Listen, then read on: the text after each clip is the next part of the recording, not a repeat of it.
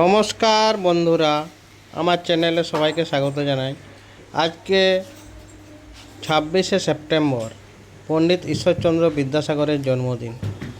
সেই উপলক্ষে আমাদের স্কুলে আজকে সাড়ম্বরে পালিত হচ্ছে জন্মদিন। টিফিন পিরিয়ডের পর আমরা এই অনুষ্ঠানটি পালন করছি। একে একে আমরা সবাই পুষ্পার্ঘ্য অর্পণ করছি পণ্ডিত ঈশ্বরচন্দ্র বিদ্যাসাগরের মূর্তির পাশে।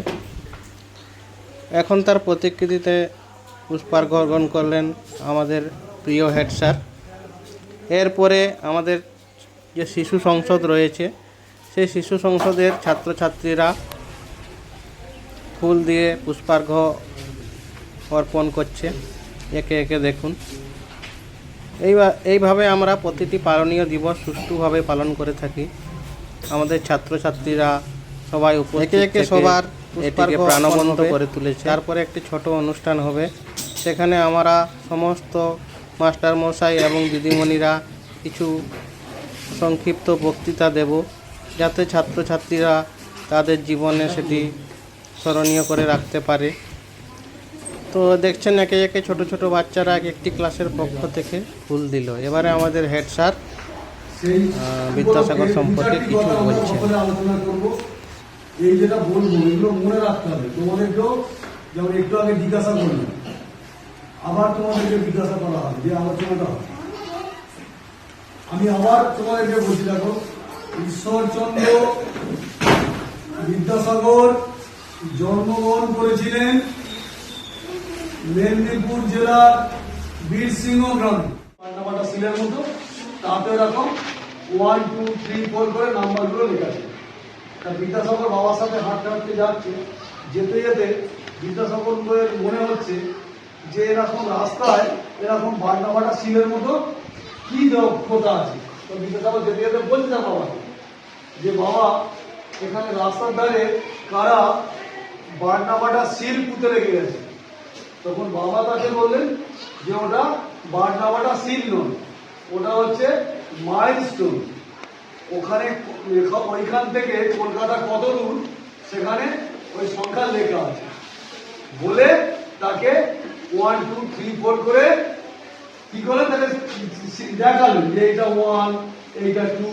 এরপরে যখন প্রতি মাইল 1 মাইল করে যখন মাইলস্টোন এসে গেছে, তখন ছেলেকে অন্যদিকে রেখে তাকে আড়াল করে হাঁটতে হাঁটতে যায়। বিদ্যাসাগরও খেয়াল করতে পারেনি যে ওখানে একটা মাইলস্টোন তারা পার হয়ে চলে গেছে। পরের মাইলস্টোনের কাছে যখন গেছে, তখন বলছে, বাবা, এইটাতে ভুল করে ওরা 9 লিখেছে, 9 লিখেছে। বলছে কেন? বলছে এটা 8 হওয়ার কথা। ও আগে লিখেছিল 7, ওর বাবা ওকে কোনটা দেখায়নি বলতো, 8টাকে আড়াল করে গেছে। এই জন্য বিদ্যাসাগর ভাবছে কি যে 7-এর পরে 8ই আসবে, দেখতে পাচ্ছে 9। ও তো 8টা ওর বাবাকে দেখতে দেয়নি, ওই জন্য 9টা দেখছে। ওই জন্য বাবাকে বলছে, বাবা, এইটা ওরা ভুল করেছে, এটা 8 হবে, ওরা 9 লিখেছে। তখন ওর বাবা বুঝতে পারলো যে ছেলে ঠিকঠাক লেখাপড়াটা যেতে যেতে সংখ্যাগুলো ঠিক শিখে গেছে। তাই সে বলছে যে, বাবা, এইটা 8 হবে, এটা ভুল করে 9 লিখেছে। ও তো 8টা দেখেনি, সেই জন্য।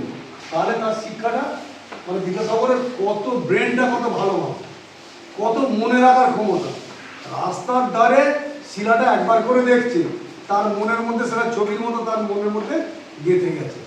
তাই সে বলতে পেরেছে এই যে তোমরা যত ছড়া বলবে, যত ছবি দেখবে, ছবির নিচে লেখা দেখবে, যত বেশি দেখবে, তত তোমাদের মনের মধ্যে সেটা থেকে যাবে। ঠিক তাই হয়েছিল বিদ্যাসাগর। যাই হোক, এরকম বিদ্যাসাগরের অসংখ্য ঘটনা আছে, অসংখ্য ঘটনা। সকাল থেকে বসলে তোর সঙ্গে গল্প করলে এই বিকাল 4টে বেজে যায় সেই গল্পগুলো বলতে বলবে।